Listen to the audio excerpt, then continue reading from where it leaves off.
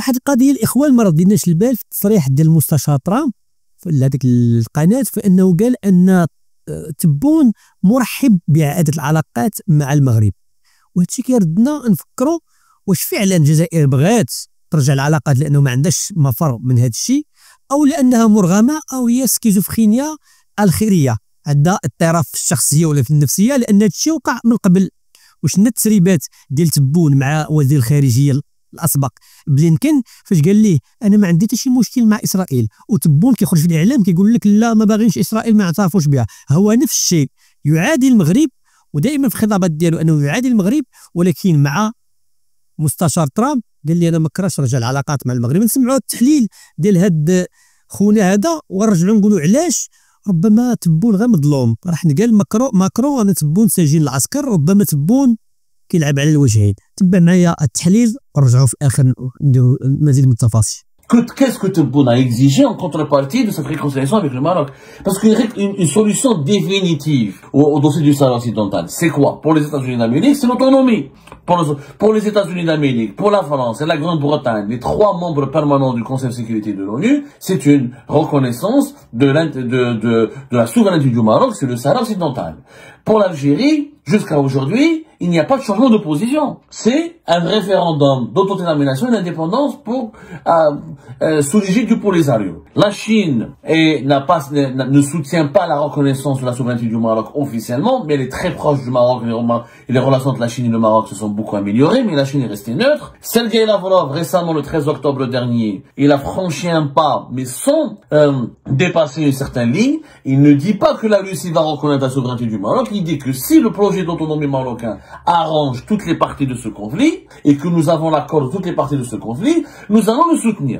Sauf qu'officiellement, l'Algérie et le Polisario n'ont pas donné leur avis. Ils ne veulent pas de projet d'autonomie.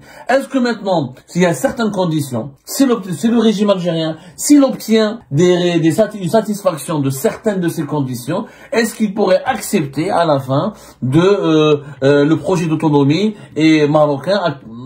Il y a quelques conditions, en tout cas, qui ont été formulées par Abdelmajid Tebboune et le régime Tebboune, que les États-Unis d'Amérique sont les seuls à pouvoir satisfaire et qui pourraient débloquer enfin ce dossier. Dans ce cas-là, il faudrait que Tebboune et les décideurs du régime algérien arrêtent cette hypocrisie à l'égard du Maroc, arrêtent de nous faire croire, nous les Algériens et les Algériens, que c'est un pays ennemi alors qu'il ne l'est pas, il ne devrait pas l'être parce que c'est un voisin, et malgré les divergences et les divisions qui nous opposent, tôt ou tard on est obligé de coexister et de faire ce Maghreb ensemble. On ne peut pas changer la géographie, ni l'Algérie ne peut déménager, ni le Maroc ne peut déménager, d'autant plus que nous avons une histoire commune, une culture commune, une religion commune. Donc il y a un passé commun et des intérêts communs. Si Tebboune est prêt à faire des concessions, si le régime algérien est prêt à faire des concessions, il faut qu'il le dise. Il faut qu'il associe les Algériens et les Algériens. Il faut qu'on arrête cette propagande complètement inutile. La marocophobie ne va pas permettre à l'Algérie de se développer, ne va pas permettre à l'Algérie de surmonter ses difficultés, ne va pas permettre à l'Algérie de régler ses problèmes, ni de garantir sa sécurité. La marocophobie, c'est une maladie. On ne guérit pas de ce développement avec la maladie. On n'évolue pas dans la vie, on ne s'épanouit pas avec une maladie. Il y a des problèmes avec le Maroc, il y a des divergences, il y a des sujets de tension, il y a des malentendus qui sont concrets, il y a des dossiers politiques et techniques que l'Algérie, sur lesquels l'Algérien a totalement le droit de faire des revendications, comme par exemple les biens des Algériens qui ont été expulsés dans les années 90 par Hassan II pour la marocanisation de la terre agricole, comme par exemple la coopération sécuritaire, comme le dossier des relations avec Israël, comme le dossier des relations avec certains États d'Afrique, certains États du Sahel. Il y a des dossiers sur l'Algérie pourrait exiger un certain nombre de concessions de la part du Maroc, et vice-versa, et le Maroc pourrait exiger un certain nombre de concessions. Mais il est temps de régler ce problème. Massad Boulos a complètement raison, et les Américains ont totalement raison de dire que ce conflit dure depuis 50 ans, il est temps de l'enterrer. Maintenant, si Tebboune a montré des prédispositions pour trouver une solution définitive à ce conflit, tant mieux, on s'en réjouit. C'est une position honorable, noble, mais il faut qu'on arrête cette hypocrisie. On ne peut pas dire aux Américains une version, on leur raconte une histoire, mais à l'opinion publique algérienne, on leur raconte une toute autre histoire. Nous ne sommes peut-être pas des Américains, on n'est pas les beaux-pères ou les beaux-frères de Donald Trump, mais on est le peuple algérien, on mérite le respect, on mérite la considération, et surtout, on mérite de vivre en paix avec nos voisins, et de vivre en paix dans notre région, et et d'avoir des relations amicales et fraternelles avec des voisins avec lesquels nous partageons une grande histoire et avec lesquels on doit développer ce Maghreb, parce que ni le Maroc ni l'Algérie ne trouveront la paix définitive ou le développement ou ils amorceront un processus officiel et définitif pour leur développement. Massad Boulos a fait le boulot pour que Donald Trump soit populaire auprès de cet électorat. Je rappelle que Massad Boulos était venu à Alger. Il a été reçu à Alger vers la fin du mois de juillet. Il est venu le 27 juillet 2025 et il a rencontré Abdelmajid Tebboune. Et il a rencontré les principaux décideurs algériens, et parmi lesquels des décideurs militaires et des décideurs comme Chengriha, comme Tebboune. Il a rencontré le gratin des dirigeants algériens. C'était une visite qui a été bien préparée, puisque c'était une visite importante. Massad Boulos, on lui a déroulé le tapis rouge, et c'était important pour le régime algérien qui, depuis l'accession au pouvoir de Donald Trump, le régime algérien développe une politique très pro-américaine et un rapprochement avec les États-Unis d'Amérique. Le régime Tebboune s'est éloigné de la Russie et de la Chine, de l'axe Pékin-Moscou, pour essayer de se trouver une place auprès de l'axe pro-occidental, de l'axe Washington. Et quand Donald Trump fait peur au régime algérien, quand Donald Trump est très pro-marocain et c'est lui qui a enclenché la crise entre l'Algérie et le Maroc, celui qui a reconnu le premier la marocanité du Sahara occidental en décembre 2020, Tebboune avait construit une stratégie pour séduire l'Amérique de Donald Trump, pour convaincre Donald Trump de rétablir un certain équilibre entre l'Algérie et le Maroc et de ne pas à chaque fois privilégier le Maroc dans les prises de position dans le développement de la politique américaine dans la région de l'Afrique du Nord. Donc il y a une stratégie pro-américaine très ambitieuse de la part du président Tebboune et du régime Tebboune. C'était très intelligent, elle est même à saluer. On a vu au cours de l'été 2025 le général de corps d'armée Mustafa Smaili qui a participé à la passation à la désignation du nouveau commandant des forces militaires pour l'Afrique, des forces militaires, le commandement des forces militaires américaines pour l'Afrique, l'Africom. C'était vers le 15 août, dans la mi-août. Il était présent en côté de l'ambassadeur des États-Unis d'Amérique, Madame Moore Obin, qui est l'ambassadeur étranger le plus influent et qui a le plus d'accès à tous les décideurs, qui a un accès privilégié aux décideurs algériens. Le général de corps d'armée Mustafa Smaili, c'est le commandant des forces terrestres de l'armée algérienne. C'est le numéro 2 de l'institution militaire. Après, c'est Chengriha. C'était inédit qu'un le numéro 2 de l'armée algérienne sur une base militaire américaine pour participer à une cérémonie américaine aux côtés de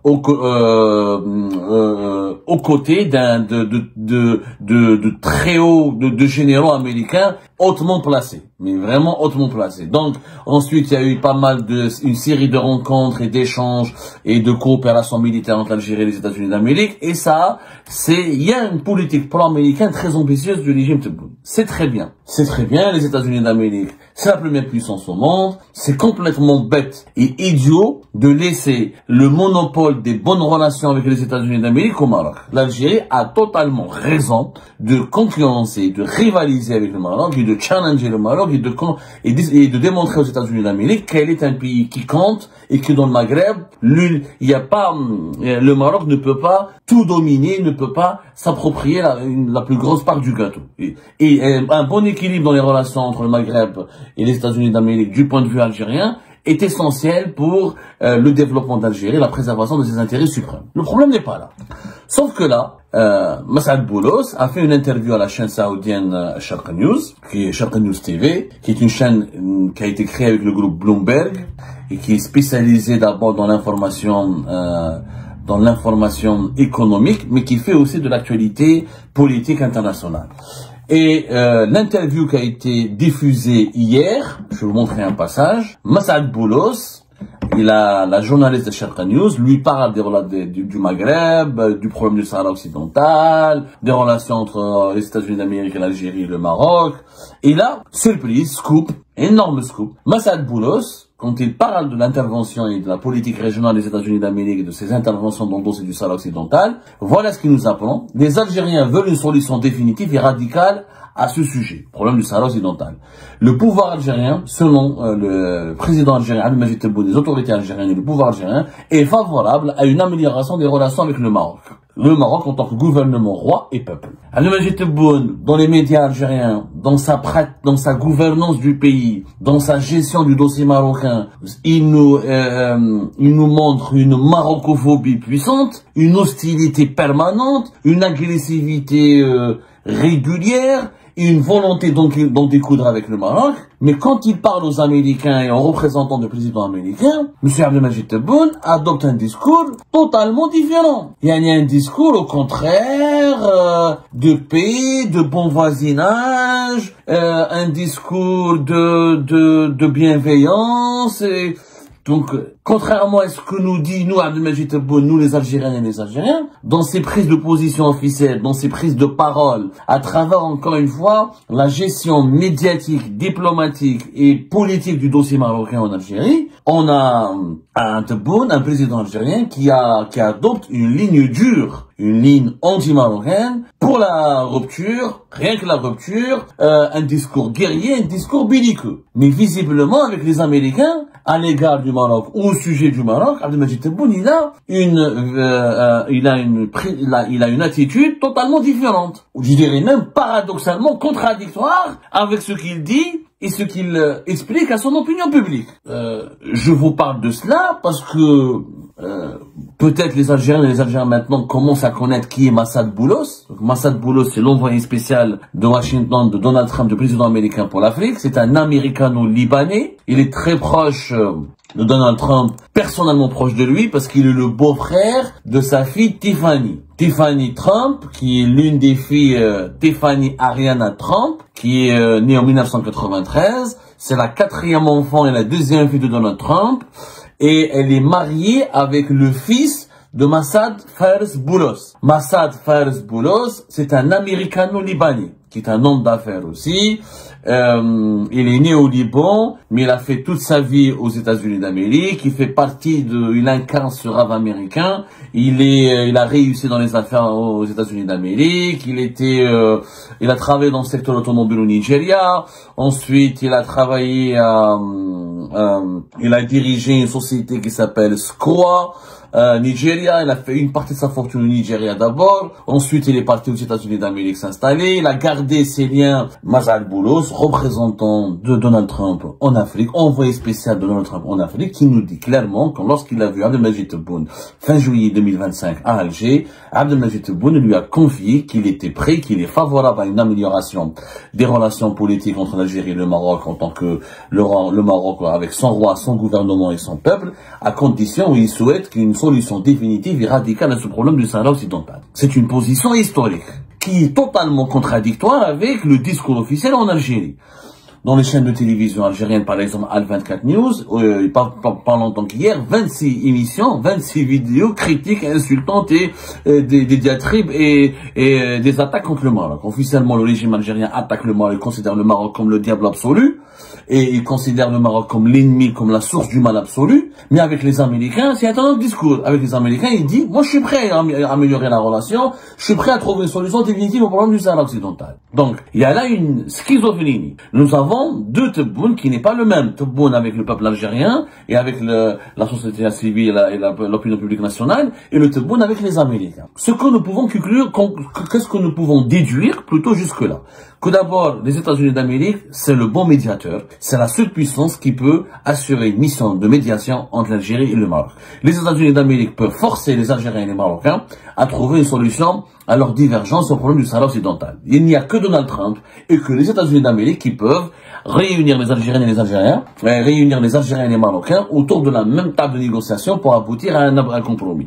Il n'y a que les États-Unis d'Amérique qui ont la force diplomatique, militaire, politique, économique et la puissance géopolitique internationale nécessaire pour garantir à l'Algérie et au Maroc un pacte de non-agression et une politique de bon voisinage et la préservation et la protection de la sécurité de l'un et la sécurité de l'autre. Donc ça confirme ce que je disais depuis 2022-2023, la médiation américaine dans la région, elle est salutaire, elle est essentielle, elle est stratégique. C'est la seule puissance qui peut, et les Américains depuis 2023 ont donné des garanties au régime algérien, en lui disant qu'Israël ne va jamais attaquer l'Algérie depuis le Maroc, qu'on ne permettra jamais à Israël d'utiliser le Maroc pour attaquer Israël, qu'on ne permettra jamais à ce que l'Algérie soit déstabilisée, agressée depuis le territoire marocain, et qu'on ne laissera jamais le Maroc s'équiper de façon ou s'armer de façon à ce qu'il menace la sécurité nationale de l'Algérie. Mais les Américains ont exigé en contrepartie que la politique anti-marocaine du régime algérien, elle soit abandonnée, elle soit modifiée, qu'elle soit radicalement modifiée et qu'elle cède la place ou qu'elle disparaisse pour céder de la place à une politique de bon voisinage. Maintenant, يعني كما شفتوا الاخوان تصريح مهم وتصريح يعني يا اما تبون منافق او كذاب وغالي الظن هذا الشيء، ولا فعلا هو سجين، هو راه ربما غبيضك. وهذه انا الصحدر جاتني الان واحد في الخطاب من احد الخطابات ديال صاحب جلاله الملك حسن محمد السادس، قال فخامة الرئيس تبون، يعني هناك واحد الاحترام، باش نقول واحد الاحترام. وحتى ماكرون شفنا اللقاء ديالو رغم عز يعني في ازمه مع فرنسا، ماكرون والجزائر يعني ازمه فرنسا والجزائر، ماكرون مع تبون في قمه ديال 20 في ايطاليا كان كيهضر معاه عادي جدا، وقال لي راه سجين العسكر. وشنا في عز الازمه ما بين الجزائر والامارات، رئيس الامارات محمد بن زايد مع تبون عادي. ربما تبون عنده دوبل فاس، وقيلا فون توماس عنده دوبل فاس، جهه مع العسكر وجهه ديالو كتخرج في هذه المواقف اللي بحال هكا. فين معايا في هذا الموضوع؟ واش تبون مظلوم، تبون سجين، واش فعلا باغي يرجع العلاقات مع المغرب، واش الجزائر اوبليجي خصها تدخل لهذا الشيء، ما عندها شي خيار، وهذا يعني رقصه الديك المذبوح. ضروري هذا الشيء غيبان في مستقبل الايام. هادشي اللي كان الاخوان لهذا الفيديو، بارك الله عليكم، الى اللقاء في فيديو اخر ان شاء الله.